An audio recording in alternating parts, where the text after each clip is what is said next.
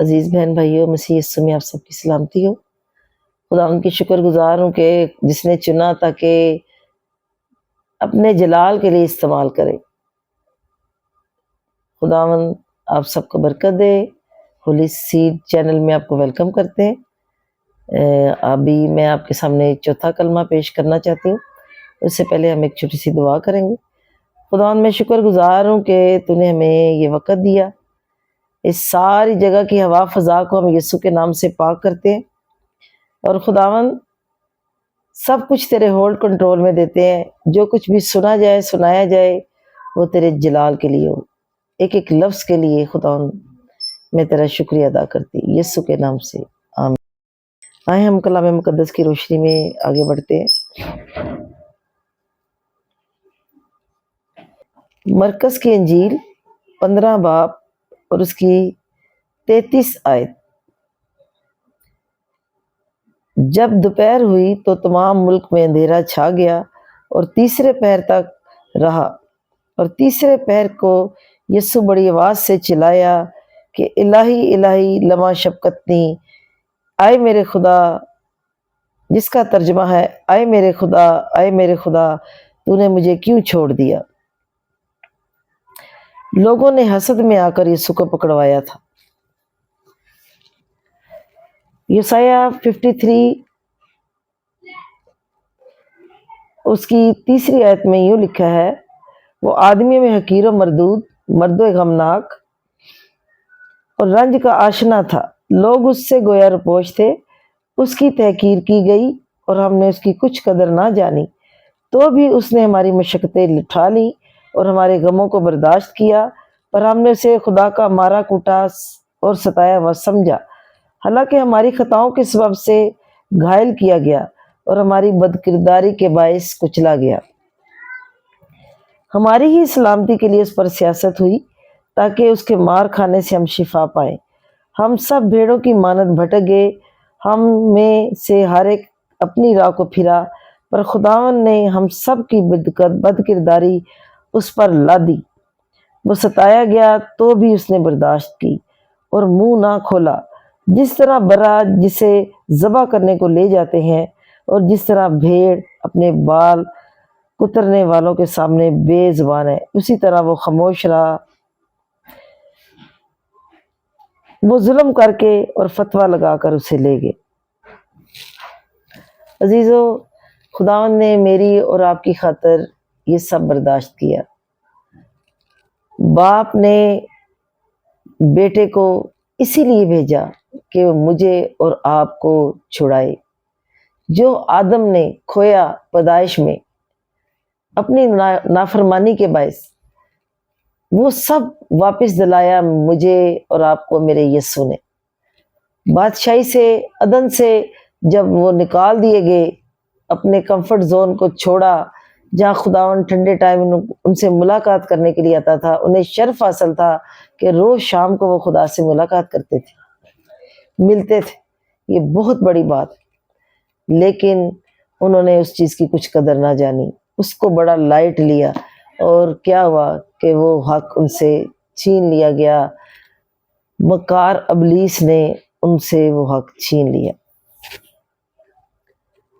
خدا نے خود زمین پر آ کر متی کی انجیل کے اندر جب وہ چرنی میں آیا، اس نے نئے سرے سے مجھے اور آپ کو دوبارہ سے نئی پیدائش کا تجربہ دیا، تاکہ میں اور آپ خدا کی بادشاہی میں دوبارہ سے داخل ہو جائیں۔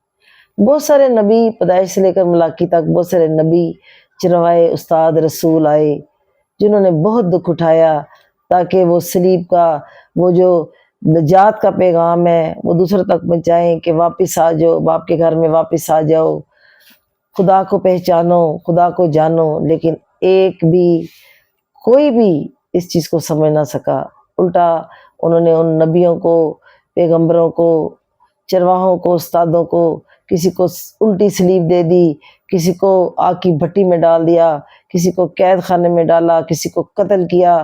ایسے خدا کے لوگ خدا کے نام پر شہید بھی ہوئے، مرے بھی۔ لیکن عزیز بہن بھائیوں، نجات تک کوئی بھی نہ پہنچ پایا۔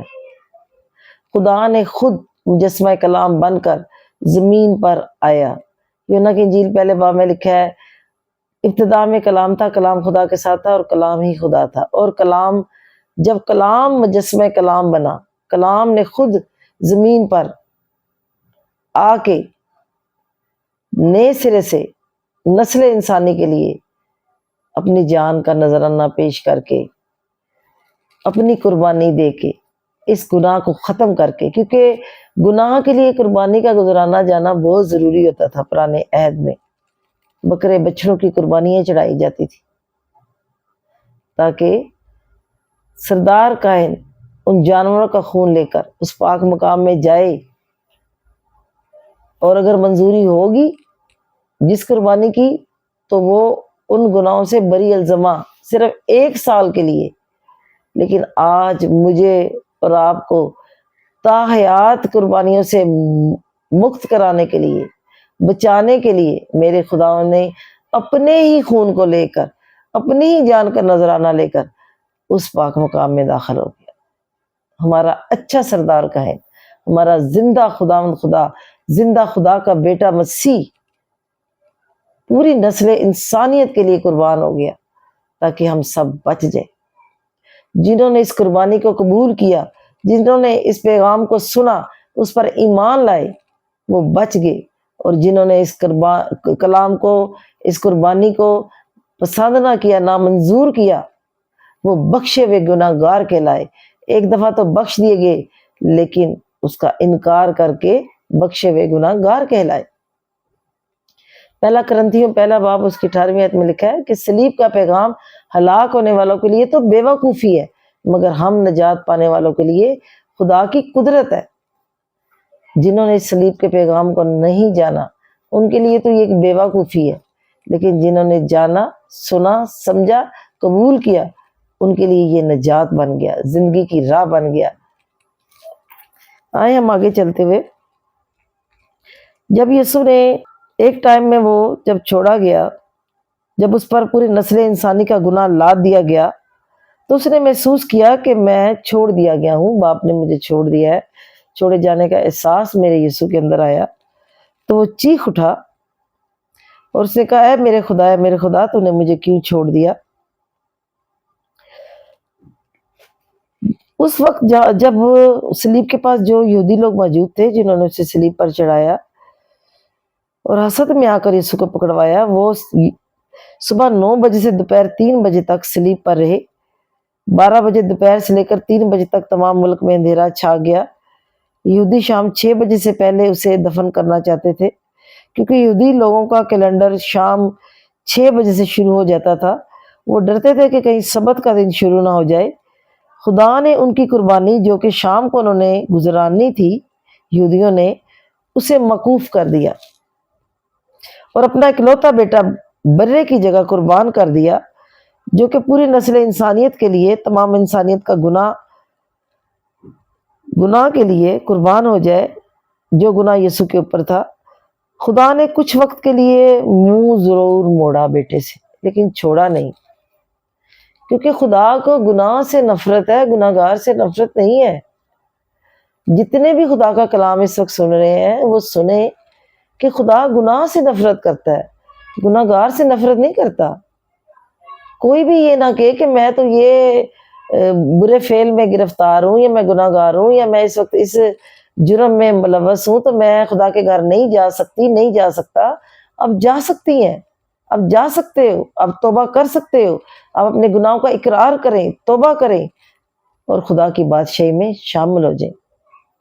ایک بھی دن عزیزوں مس نہ کریں، پاک سبت کو قیمتی جانیں۔ جتنی پورے ویک میٹنگز ہوتی ہیں، پورے ویک جائیں، خدا کے کلام کو سنیں، اپنے گھروں میں مذبح بنائیں، کلام کو پڑھیں۔ جب وہ چھوڑا گیا تو بیٹا چیخ اٹھا، ایلی ایلی لما شبقتنی، اے میرے خدا تو نے مجھے کیوں چھوڑ دیا؟ بیٹا باپ کے بغیر مکمل نہیں تھا، اسی لیے وہ پکار اٹھا۔ بیٹے کو پتہ لگ گیا کہ باپ، جیسے کبھی کبھی ہم دعا کر رہتے ہیں تو ہم کہتے ہیں ہمیں مسا نہیں آ رہا، پاک روح کی موجودگی محسوس نہیں ہو رہی، پریزنس فیل نہیں ہو رہی، تو ہمیں عجیب سا لگتا ہے۔ وہ تو خود خدا تھا۔ باپ نے جب بیٹے کو کچھ دیر کے لیے اس سے منہ موڑا، اس لیے نہیں موڑا کہ اس کو چھوڑ دیا، بلکہ گناہ سے موڑا جو بیٹے کے اوپر تھا، تو بیٹے کو فیل ہوا، محسوس ہوا، تو اس نے کہا آئے میرے خدا، آئے میرے خدا، تو نے مجھے کیوں چھوڑ دیا؟ آج مجھے اور آپ کو کس قدر یسوع کے پیروکار ہونے کی ضرورت ہے۔ میرے لیے اور آپ کے لیے اس نے کانٹوں کا تاج پہنا، میرے لیے اور آپ کے لیے اس نے ایک کم 40 کوڑے کھائے، منہ پہ تھکوایا، داڑھی نوچی گئی، اس کا مزبلہ تماشا بنا، بہت اس کی حقارت کی گئی۔ ابھی ہم نے یسایہ 53 میں پڑھا ہے کہ وہ آدمیوں میں حقیر و مردود تھا، مرد غمناک تھا، رنج سے آشنا تھا، لوگ اس سے گویا رپوش تھے اور اس کی تحقیر کی گئی اور ہم نے اس کی کچھ قدر نہ جانی۔ کیا اس وقت کے لوگوں میں اور آج کے لوگوں میں فرق نہیں ہونا چاہیے؟ آج مجھے اور آپ کو کلام کی کتنی اویئرنس ہونی چاہیے، جبکہ ہم کس قدر آگے بڑھ گئے ہیں کہ آج ہم شکر گزار ہیں کہ کلام مقدس ہمارے ہاتھوں میں ہے۔ جن لوگوں نے کلام مقدس کو ہم تک پہنچایا، آج وہ ہمارے درمیان میں موجود بھی نہیں ہے۔ بڑی مشکلوں سے، بڑی مصیبتوں سے، بڑی دکھوں سے یہ کلام ہمارے ہاتھوں تک پہنچا ہے، یہ کلام کی روشنی ہمارے تک پہنچی ہے۔ یہ ایسے نہیں ہو گیا، بڑے بڑے لیڈر، رہنما اس میں ملوث ہیں، موجود ہیں، جو جڑے ہوئے ہیں۔ عزیز بہن بھائیو، ہمیں اپنے کلام کی، اپنے خداوند کی، اپنے یسوع کی باتوں کے کس قدر فالوور ہونا ہے۔ زبور 141 اس کی ایک آیت میں لکھا ہے، اے خداوند میں نے تیری دعائی دی ہے، میری طرف جلد آ۔ انسان کی جرت نہیں تھی کہ وہ خالق کو صلیب پر قربان کر سکے، چڑھا سکے، کیونکہ تخلیق اپنے خالق کا مقابلہ نہیں کر سکتی، اور الوہیت مصلوب نہیں ہوئی تھی اور نہ وہ قربان ہوئی تھی۔ خدا کی حضوری کا احساس جو یسوع کو فیل ہوا کہ اے میرے خدا، اے میرے خدا، تو نے مجھے کیوں چھوڑ دیا؟ یہ سب کچھ ون بائی ون یسوع پر آیا، کیونکہ یسوع ہمارے لیے گناہ کی قربانی بن گیا۔ وہ برا جو باپ نے اپنے بیٹے کو برا بنا کر ہمارے لیے، ہمارے گناہوں کی قربانی کے لیے اسے گزرانا، تاکہ میں اور آپ بچ جائیں، ہمارا پورا پریزنٹ اور فیوچر سیف ہو جائے۔ میری اور آپ کی خاطر وہ خطا پکار بن گیا، گناہ گار بن گیا، لیکن خدا نے اسے چھوڑا نہیں۔ اس فخر صلیب کو، صلیب کی مثال بن گیا۔ میں شکر گزار ہوں، ہم سب شکر گزار ہیں کہ خداوند نے ہمارے لیے اپنی جان کا نذرانہ دیا، تاکہ آزادی کے ساتھ ہم آزادی سے آج خدا کے کلام کو سنیں اور سنائیں۔ ہمیں اس آزادی کے لیے خداوند کا شکریہ ادا کرنا چاہیے، جو آزادی، قید سے رہائی، مخلصی جو مجھے اور آپ کو بخشی گئی، ہمیں اس چیز کے لیے شکریہ ادا کرنا چاہیے۔ ہمیں اپنے چرچز کے ساتھ جڑے رہنا چاہیے۔ جس چرچ سے بھی آپ تعلق رکھتے ہیں، جس پاسٹر صاحبان کے ساتھ آپ کا تعلق ہے، آپ ضرور ان کی باتوں کو سنیں۔ میں بھی اپنے چرچ کی شکر گزار ہوں۔ عزیز بہن بھائیوں، میں بھی ایک بڑے پیارے خوبصورت چرچ سے تعلق رکھتی ہوں، نیو لائف ان کرائسٹ چرچ اسمبلی ان کا نام ہے، چرچ کا نام ہے، اور ہمارے خادم پاسٹر عمران بشیر بڑے احسن طریقے سے ہمیں سکھاتے ہیں۔ خدا انہوں نے بہت برکت دے، جو ہمارے اچھے استاد یسوع نے ہمیں مہیا کیے، اچھے لیڈر دیے، جن کے وسیلے آج ہم دوسروں تک اس کلام کو لے کر جاتے ہیں۔ اپنے چرچ کو برکت دیا کریں، اپنے پاسٹر کو برکت دیا کریں، اور ان کے ساتھ بڑی ہی سنجیدگی کے ساتھ اور سچائی کے ساتھ جڑے رہیں، کیونکہ اگر ہم اپنے چرچ اور اپنے پاسٹر سے وفادار رہیں گے تو ہم خدا سے اس سے بڑھ کر وفادار رہیں گے۔ یہی ہماری زندگی کا مورل ہے۔ خداوند آپ کو اس کلام کے وسیلے برکت دے، اور خداوند آپ کو اس صلیب کے وسیلے بہت سارے آپ کے ڈیلیز، آپ کے رکے ہوئے کام کرے۔ God bless you. آئے ہم ایک چھوٹی سی دعا کے ساتھ ختم کرتے ہیں۔ اے خداوند میں شکر گزار ہوں آج کی اس خوبصورت بابرکت قیمتی کلام کے لیے جو تو نے ہمیں بخشا ہے خداوند، جنہوں نے سنا ہے انہیں بڑی برکت دے، اور خداوند ہمیں اور رہنمائی دے کہ ہم تیرے نام کو جلال دیتے اور بڑھتے چلے جائیں۔ اے خداوند اس کلام کو دنیا کی حدوں تک لے جا تاکہ کوئی بھی راوا معلوم نہ ہو، یسوع کے نام سے آمین۔ God bless you. ہمارے ہولی سیڈ چینل کے ساتھ جڑے رہیں، سبسکرائب کریں، لائک کریں، شیئر کریں، اور اس کلام کو دوسروں تک لے کر کے جائیں۔ God bless you.